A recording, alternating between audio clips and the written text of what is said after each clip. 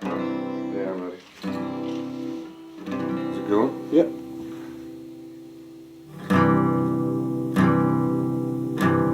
I cannot dare to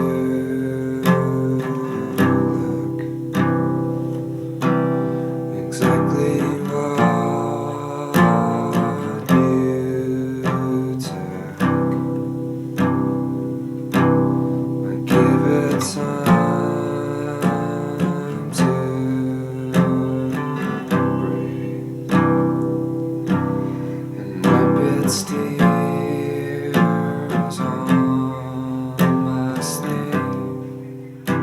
This is really sad, but the main persuasion factor was last year at Tea in the Park when Aidan got called away from me to go and do an interview or get photos done. There's like a big group of like 10, 15 people all having a laugh. And I was like having a really bad day and I was shattered from like travelling all night.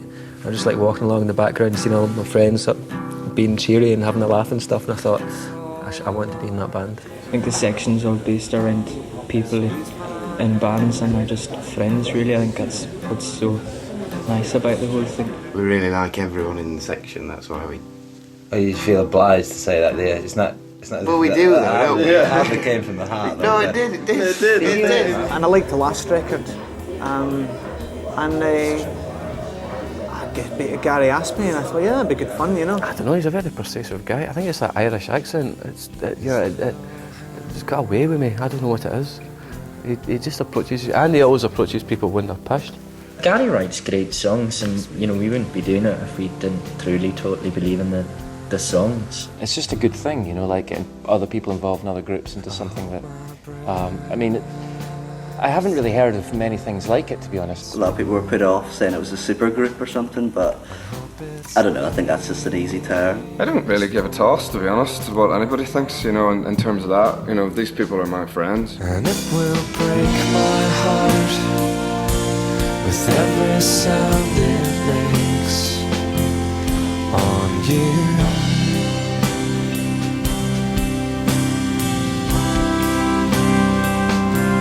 And it's all over, dear.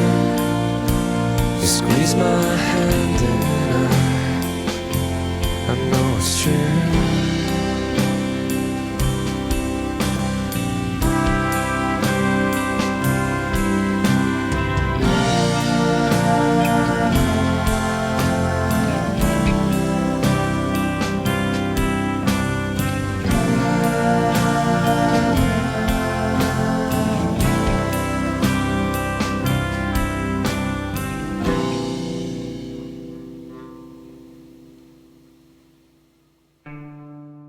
I think the whole idea, Gary's idea of it came about, Lou Barlow from Sebado, he did a 3 nights acoustic gig in Nice and Sleazy's in Glasgow. And I thought, right, let's start a band.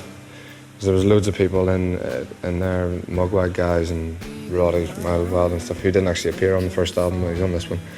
And the Astrid Boys and all that. And I just came up with a ridiculous name.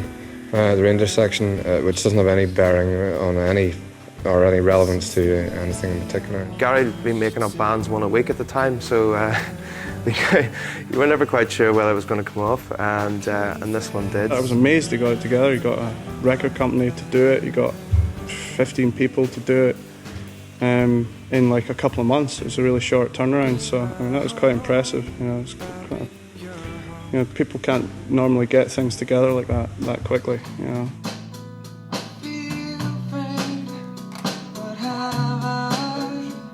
I think we should just do this. What? Do you need to run through it? Yeah, just do it. Okay, here we go. We'll need a little hand relief. Anything like that. Okay, we're running.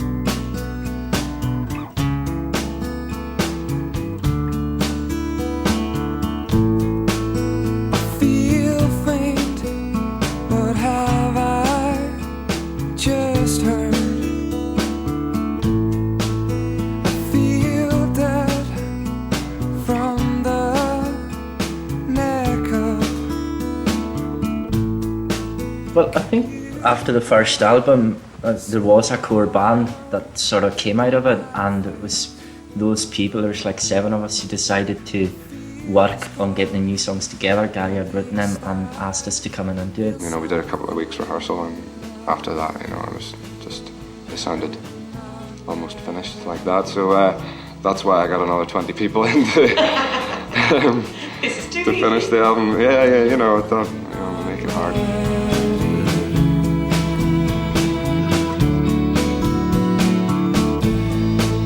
It's hard enough to believe you've left us. I guess we started off with just the drums, the bass, and Gary playing an acoustic guitar on most of it, which seems a bit strange because there's so many people involved. But if you do it like that, it basically, I mean, if we had everybody involved playing, you know, day after day, most of the people would be hanging around for their little 5 minutes of things to do. So it was much better to get like the main tracks down for the first sort of 3 days. You got 25 musicians at the end. You don't know how the song's going to be at the end of it. That's quite difficult because you know all these parts are going to come in. You try to find where it's going to, how the song's going to rise and kind of dip, and that's quite difficult to try to guess ahead. But I think we got away with that.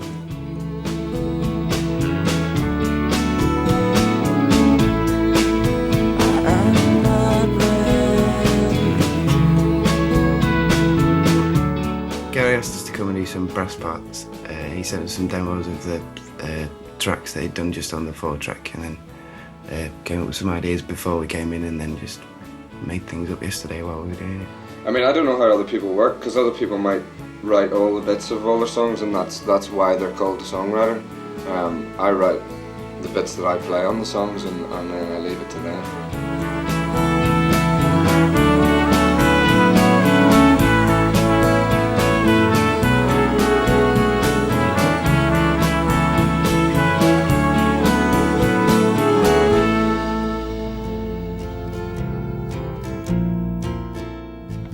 We met in prison. It was in the showers at the prison. Yeah. Most classical bands that are making records will have come across Tony Dugan at some point on their careers. Well, I sit and ponce about with the levers. That's his main job. That's my main job. My second job is to smoke quite a lot of cigarettes. He's really fast, he's really good, and that's what we need for this album. I mean, he's speed lightning, it's crazy the way he moves about that place.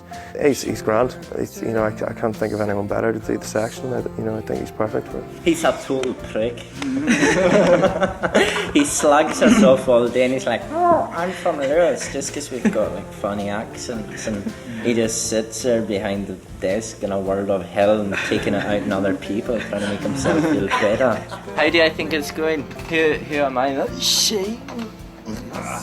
That was Tony by Charlie.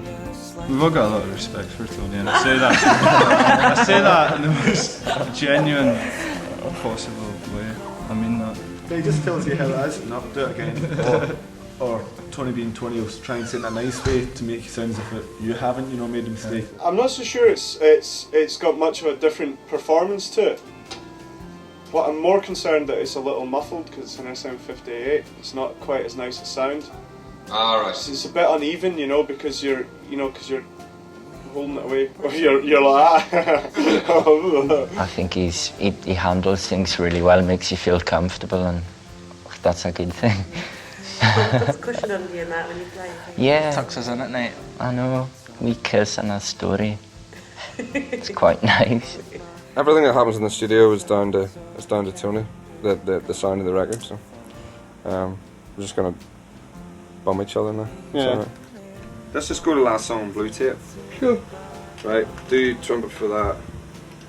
Mick could lay down a wee trumpet for that as well, eh? My dad doesn't know I'm a musician. Alright, better keep you out then. He thinks I'm a builder. Right, okay. He thought it was a bit gay for me to be a musician, so well, it's to true, keep any bits of me not building. Right, I see keep that out. We've got to answer the questions with the question in the answer. Yeah. If I was stuck in a lift, weird. Fire in.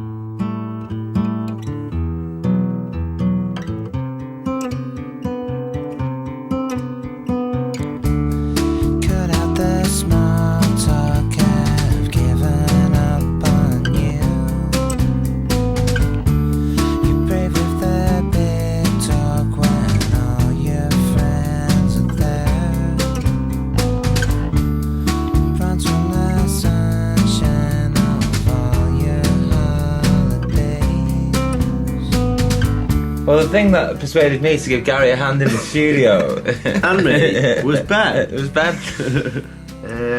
Right.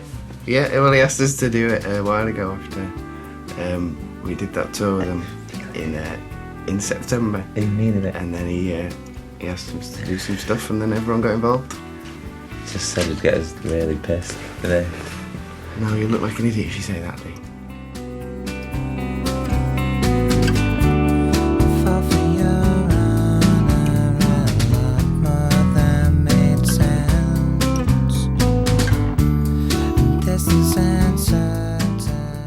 I'm afraid to talk. Why? No, because you said I look like an idiot. But just don't talk about getting pissed all the time. I don't think we need to split up on camera, Ben.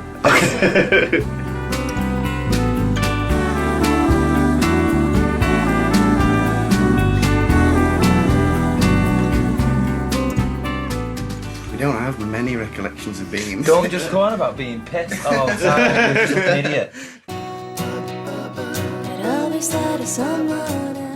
Johnny played in every song, so I was really just supplementing what Johnny did. Well, one song I'm playing all the drums, but How was that? that was I don't my think he liked it. I don't think he did like No, it. He I was think giving me a he's few evil sort of looks. got all defensive. I know. No wonder the way I was playing. I was on fire at that point. You were, I think you were, I think that's the closest I've seen you in like a few months. To perfection. Well, yeah. Never will be easy to hear, babe. But you have got nothing to fear, babe. Just think of all the things that I've done to you. Anytime you want me back, girl. I haven't noticed much has changed. Drinking every day now. I was really pleased. I didn't know Eugene was going to be on this record, and it was really great to hear him singing because he's got a great voice, you know. Eugene can sing anything. I feel they're all my children, you know. As the self-styled godfather of the Glasgow independent scene, I feel like anybody who's made music in the last 10 years has been influenced by me. And I do feel like they're all my babies. Him and Johnny together singing that song, singing Strike Me Down, it really worked really well, you know. They're two extremely different singers, but their voices work really, really well.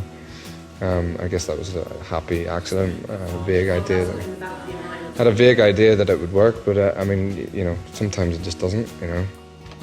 You getting me in geeky mode? What are you doing? Nothing. You drawing lines. I'm making a chart of all the things that we've done, so that we know that we've done them, because there's so many goddamn people on this record. I had to write it all down because it just got out of hand. I wouldn't have known what was happening. Well, it was kind of like it was a kind of a little chart with all the songs and all the people that would be involved, and you know, there was a lot of boxes being ticked along the way. I'm gonna tick those in for the Bob. You see? Bob, done. Ian, nearly done. When he first started, it was about 12 musicians, then it mutated into like 18 or something, and then of course on this record there's now 28, I think, is on last count. So it's kind of quite hard to keep up with, you know, even knowing everybody's name. I still can remember who's in the band, you know, that's terrible. I couldn't name you all 26 of them off pat like that. I don't think I could manage it. Hello, Bob. It's Gary. Hi, Eugene. It's Gary again. Just following up the message I left in your other answer machine. All right. We're in here until 10 o'clock. I'm sure we'll get all yours done, you know, on Wednesday. We have to fit. Let it out now. Which ended up to be 27 people, you know, within the space of 2 weeks, you know, and there's only certain days that people can actually come in and do stuff, and we only have certain days when people can come in and do those things as well, you know, because we have to finish, you know, certain pieces of the song before they actually come in and do it. So it was quite a tight sort of schedule for this. They worked so fast, so it was a case of like, just dump you in the studio and give you a set of headphones and like sing. And they're not nasty about it, but it needs to work quickly, you know what I mean? So that was a kind of bit of an eye-opener for me, but I really enjoyed it. Our last album might have been fairly similar to how this has been done, without as many guesting we had 5 players. trumpet tracks in a day, though, did we? Oh no, not as quick, not as efficient, but That was the question, though. There was a bit of pressure because it was almost like if I didn't do anything good within my 2-hour limit, I was going to get chucked out the door and kind of told not to come back. They've just got everything laid down sort of like that. It's just pretty impressive. Very impressive. Just you sing the end of that chorus just the way you normally would. Don't worry about what Eugene's doing. In fact, could you just take him out and do that last Earl again? But that was brilliant. I also think like Gary took a lot more control. I don't mean that in a bad way, but he definitely did seem a lot more focused this time, and I think it's made it really kind of coherent sounding. I just kind of imagine this being all kind of gelled quite sort of nicely together. I don't know how to describe it better. I think I know what you mean. Gary's there and he can say, you know, sort of that good or maybe not. But it's not a case of everyone who's played on the song gathering round and saying, well, actually, I like it, I don't, you know, and then having a fucking vote or whatever. Everyone who plays in a band does have an ego. You need one to be in a band, but I don't think anyone's nose really gets put that much out of joint if you get told, you know, if you're getting told what to do, and you know, it really is Gary's thing. Nobody's going to fall out either because we are pals. So I mean, it would just be silly to fall out over kind of a couple of chords. The open ground to swallow me. Who told you I'd not come through? It's difficult to interpret someone else's lyrics any better than they can, you know? Because obviously, if someone writes a song and someone writes words, then it's much more specific to them, and they can sing it better because they actually know why they're singing it. One when I'd only turned around for half an hour. It's 4 albums now.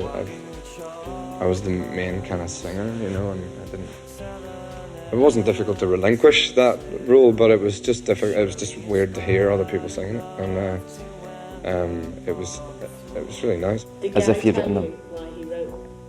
I asked him, he just said it was a bit of a relationship. Yeah. I mean, talking about songwriting is boring, you know. I mean, it is, because I mean, you only ever get stock answers from, you know, because people will automatically go, oh no, my art likes to speak for itself and all this bollocks, you know. So people tend to get pretty cagey about that sort of thing, and I guess I do as well, because you're kind of programmed to kind of not, because as soon as you start talking about your lyrics, you sound like an arsehole, you know. Yeah, I wrote this song about, All my love, all my love, all my love, all my love, not strong enough. I might just break, 'cause I wanted you, make no mistake. Where I fall. We did Where I Fall in the rehearsal studio with the full band, and you know, it just sounded a wee bit too nice or something. There was something missing from it that actually, you know, the lyrics are kind of a wee bit, you know, are kind of quite sad, and it was just becoming a wee bit too syrupy or something, you know. Please don't look at me, I'm in such a mess. I will beat your love out of my chest. I just want peace, I just want peace, I just want peace, I just want peace and quiet in my head. I can't find it in the bars or in my bed. If you like, I'll take your number from my phone, unlock the doors and turn the lights off in my home. Sounds alright, Yeah. Yeah, it's okay. No, the recording process isn't getting to us at all, is it? No, definitely not, no. Suck my balls and tell me that you love me. I'll suck your balls and say that I love you. Well, it hasn't ever gone really badly. I mean, the first 2 days were scary. Ish. We were trying to do 14 songs in 2 days. That was the kind of core band, you know, the three of us. And I think it was really ambitious to do because we got to about the 6th song and I just couldn't play drums anymore. I couldn't actually work. It was really, because we'll go on to an easy song and it'll be fine. And sort of sat there just going, looking at everything, just going, went home that night thinking, I think I've lost it. I actually do not know how to play anymore. It does happen. I mean, you're like 12 hours a day without any daylight, listening to the same song all day, you know. I think your mind wanders and you can totally lose the plot of it. Second day was pretty heavy going for me. Day two, and Gareth lost it. Totally. You came home nearly crying, I know. I remember. Well, I haven't really upset. slept since then, that's what I'm saying, you know. All my shouldn't do confidence that to went yourself, with that session with Tony saying I was playing stuff that sounded like Bergerac. Alright. Yeah, I'm alright. Get these strings done, that'll be it. That'll be all the stress over with, I think. And we've just got to rely on everyone else turning up, I guess. Norman and Roddy, he's not going to be here until the end, anyway.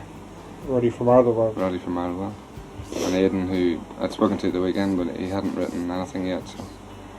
And he was, you know, I don't know, I think he'd been drinking.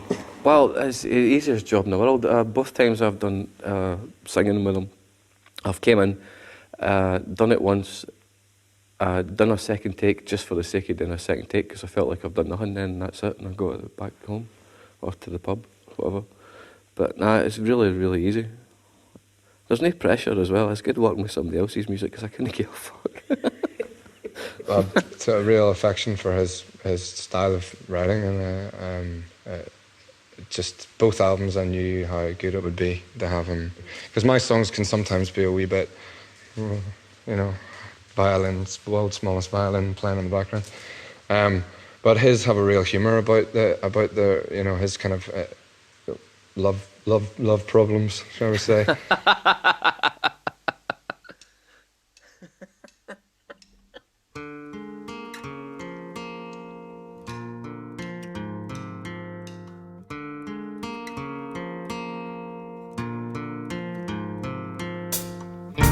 Every day I wake up in a new one.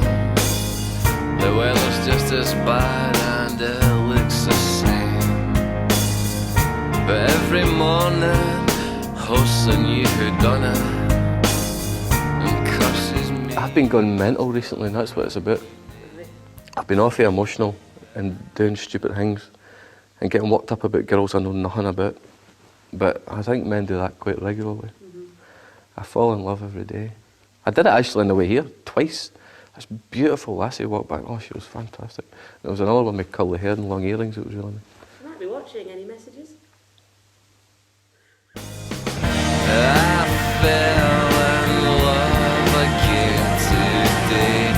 I think that's been every day this week. I don't need to know a thing about them. I don't need to know a name or hear them speak. It took a while to see the uniform, but I kept on looking while everyone else did. Then I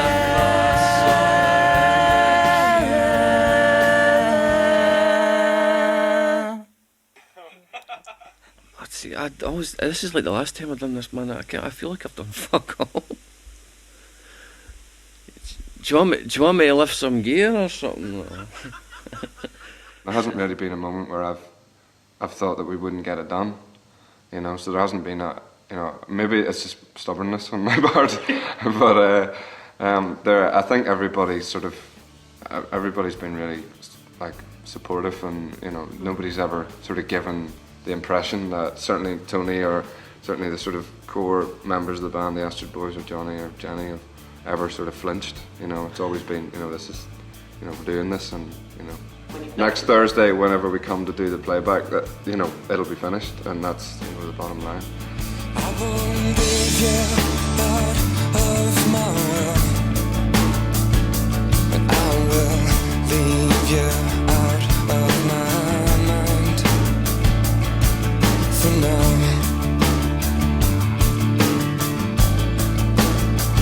I won't be there to break your sweet heart, but not being there might break your sweetheart. You are my joy. You are my joy. You are my joy. You are my joy. You are my joy. You are my joy. You are my joy. You are my joy. If I could cradle you into my arms, I would cradle you tight in my arms, always. So don't be scared of all the hurtful words, 'cause in the end they'll hurt themselves much more. You are my joy. You are my joy. You are my joy. You are my joy. You are my joy. You are my joy. You are my joy. You are my joy.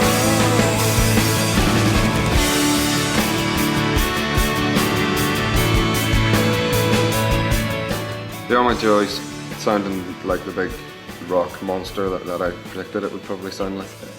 It's, I don't know, it's kind of got a touch of the, I don't know, I really don't know.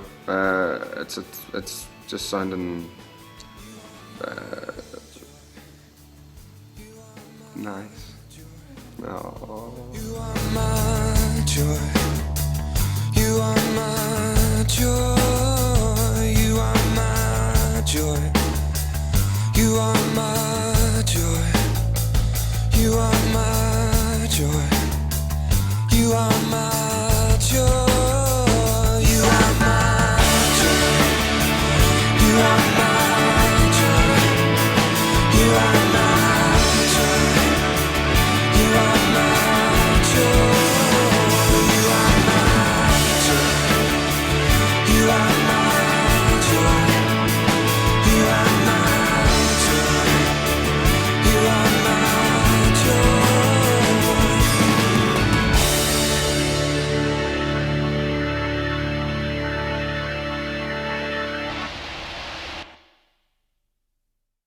Don't worry, we'll make an arse of it. You know, we'll ruin this album yet.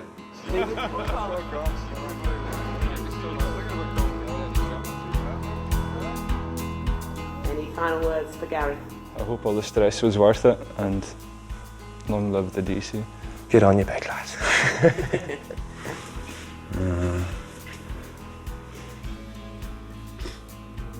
No. It's a great record, brilliant tunes, and it's been a total blast to do. I hope we get invited back for the third one. I've said everything I need to say to them, you know, personally anyway, you know, in terms of thanking them and stuff. They're all a bunch of cocks.